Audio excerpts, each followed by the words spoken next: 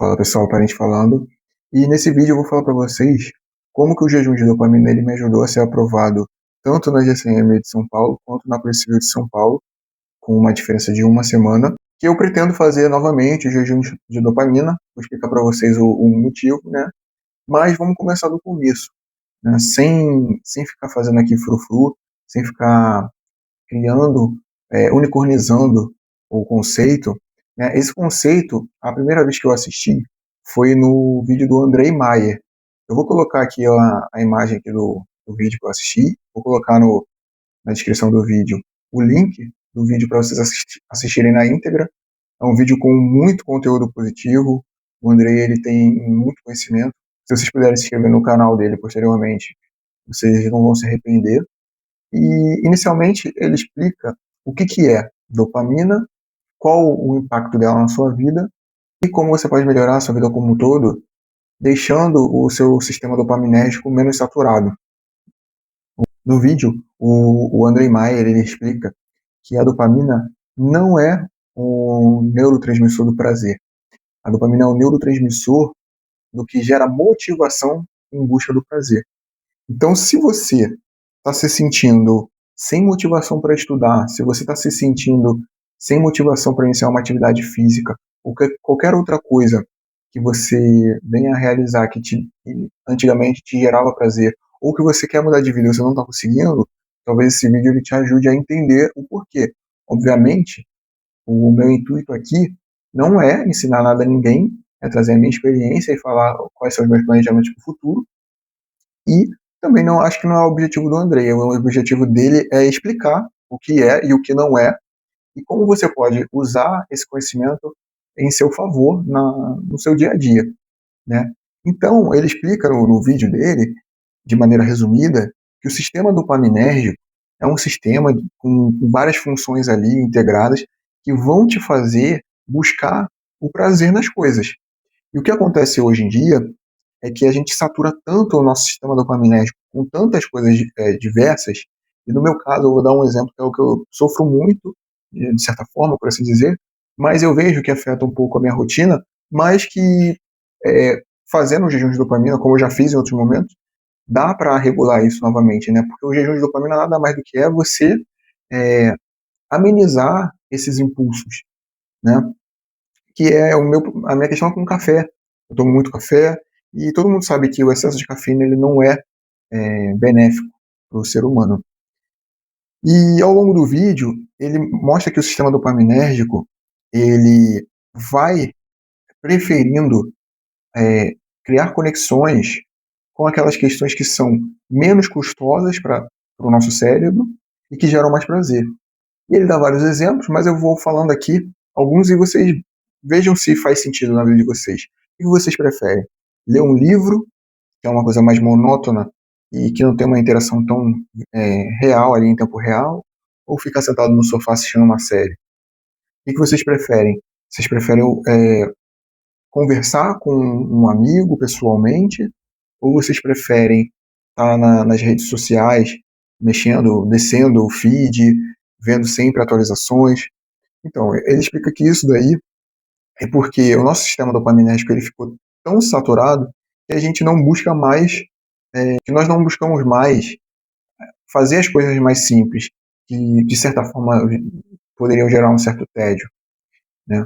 E que também o jejum de dopamina ele não é para você aumentar os seus neurotransmissores a ponto de você ter um excesso de neurotransmissor, e também o excesso também é ruim. A chave, eu acho, do vídeo é a moderação.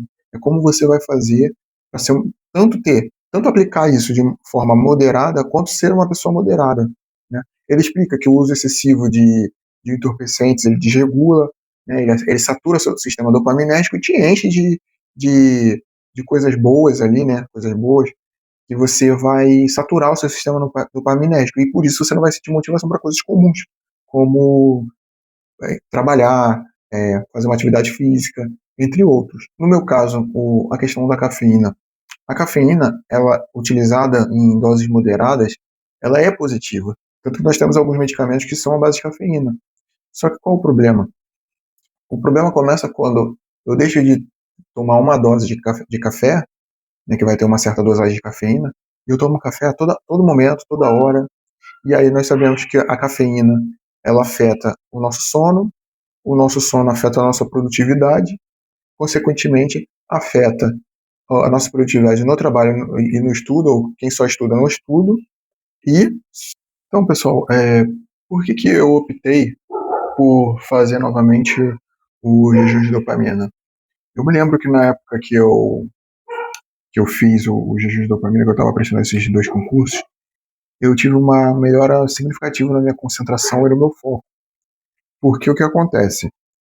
Quando o seu sistema está saturado, como já foi dito, você deixa de buscar coisas mais simples, porque as coisas mais simples já não te geram o prazer na mesma proporção. Até peço desculpas aí, os cachorros estão latindo, porque os cachorros da rua latem, aí eles respondem. Mas é isso aí. Já deu para ver de onde eu tirei o nome do canal. Então, eu tinha mais foco, eu desenvolvi atividades que eu não fazia antes, como, por exemplo, baixei o Duolingo. Eu seguia diariamente, eu fazia uma sessãozinha do Duolingo para aprender um pouquinho de russo, um pouquinho de japonês, né, até melhorar o meu inglês também. E uma leitura, né, uma conversa. Eu lembro que até ouvir uma música, que eu deixei de ouvir músicas, porque é uma coisa que eu fazia em excesso. Deixa eu só me ajeitar para não ficar aqui muito despojado. É uma coisa que eu fazia em excesso, sabe? É uma coisa que eu sempre precisei melhorar. E a chave que eu quero dizer aqui não é para ninguém fazer loucura, né? Quem queira fazer aí, não é para fazer loucura, cortar tudo e ser ortodoxo. Não, é para você ser moderado. A palavra-chave é moderação. Seja moderação no uso que você vai dar para aquelas coisas e moderação das coisas que você faz na sua vida, no seu dia a dia, né? Como que eu fiz para me moderar e para poder ter mais foco? Eu lembro que eu colocava, primeiro que eu estipulei horários para eu mexer no celular. Então era mais ou menos assim, ao acordar, se eu precisasse responder alguém do trabalho ou familiar, só isso. Fora isso, não respondia amigo, não respondia nada que não fosse família ou trabalho. E família, se fosse de extrema urgência. E os horários que eu coloquei, que era para minha rotina, era às 6 horas eu olhava, 9 horas, 12 horas, 16 horas, 18. Eram os horários que eu pegava e utilizava 15 minutos no celular, cada aplicação. Então, se eu estipulava ali pro WhatsApp 1 hora ao dia, eram 15 minutos numa sessão, 15 na outra, 15 na outra. Na quarta sessão, eu já não usava mais. Então, eu não colocava 1 hora contínua, eu colocava 15 minutos. Eu sabia que eu batia ali o limite daquela sessão, né? E é importante você jogar com a sua mente para você se motivar e se focar, né? Se focar ficou ótimo.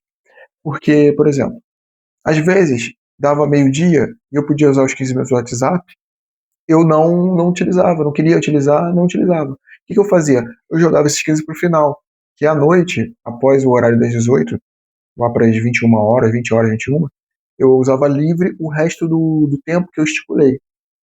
Então, se era para eu utilizar 1 hora ao dia, eu falei só 45 minutos, eu falava 15 minutos lá. Se era para fazer 1 hora e eu falei só 15 minutos ao longo do dia todo, eu falava 45 minutos lá para no final. Era uma forma de eu jogar com a minha mente. A mesma coisa era o Instagram e o YouTube, né? Para ajudar, eu utilizava o modo sem distrações, né? Isso ajudava muito. E aí eu fui fazendo isso. Eu, eu tive uma melhora na concentração para os estudos, eu tive uma melhora na minha periodicidade nas atividades físicas, eu lia mais livros, sabe? Outra coisa que eu fiz também, positiva, e que eu faço até hoje, que eu retomei, né, esse hábito, que eu já retomei o hábito da leitura tem tempo. Mas o que eu faço? Como o André Maia falou, após as 15 não é muito bom tomar café, e eu estipulo assim, após as 18 eu não fico mexendo muito no celular. Salvo se eu estiver criando algum conteúdo aqui, né, aí não tem jeito. Eu deixo ligado aquele princípio do ambiente, do local, pro gatilho, ao invés de deixar o meu celular ao lado da cama, eu deixo um livro, o criado mudo, e uma luminária. Então, quando eu vou me deitar, eu ligo a luminária numa luminosidade mais baixa, e não é uma luz direta nos meus olhos, é uma luz só para poder iluminar a página do livro, e leia um capítulo. É uma forma que eu vejo também de manter ativo nesse hábito positivo e de não estimular o meu cérebro com o celular e também de cair no sono da melhor forma, porque eu noto que eu tenho um sono mais fluido quando eu não mexo no celular depois desse horário e eu não mexo no celular na cama, né? E quem quiser testar vai notar uma melhora significativa. Eu recomendo que vocês assistam o vídeo na íntegra do Andrei Maia. Ela tem muita informação, muita coisa boa. E se vocês acharem válido, apliquem na rotina de vocês. Tá, pessoal? Esse é o conteúdo que eu queria trazer hoje. Eu espero que vocês tenham gostado. Eu não fiz uma sketch aqui, não fiz nada. Eu queria ter mais um bate-papo sobre as minhas experiências. E eu espero que vocês tenham gostado, apesar dos cachorros estarem patrulhando lá fora. E é isso, vamos estudar e vem com a matilha.